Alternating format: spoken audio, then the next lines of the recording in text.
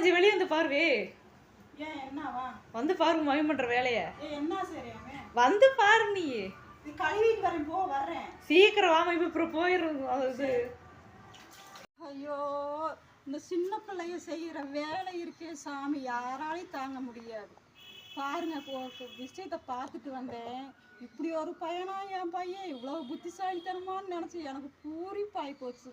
நீங்களும் ஒரு நிமிஷம் பாருங்க, எப்படி என் மகன் என்ன சரியா குருவி எப்படி பிடிக்கிறியான்னு பாருங்க. ஒரு நிமிஷம் வாங்க, காமிக்கிறேன் வாங்க.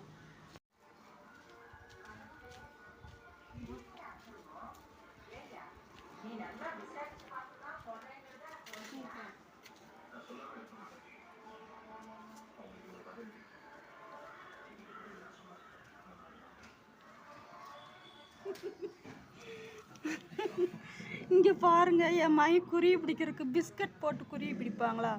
எவ்வளவு நேரம் உட்காந்துருக்கான்னு தெரியல, எறும்பெல்லாம் வர ஆரம்பிச்சிருச்சு. காலையில இருந்து இப்போ இவன் பிஸ்கட்டை போட்டுட்டு உட்காந்துருக்கேன் குருவி பிடிக்க. வருங்காலம் எதிர்கால பிள்ளைங்கள்லாம் இப்படி புத்திசாலித்தனமாக இருந்தால் உலகம் எங்கேயோ போயிடும். நீங்கள் இந்த மாதிரி உங்கள் வீட்டில் குருவி பிடிச்சிருக்காங்களான்னு கமெண்ட் பண்ணுங்க.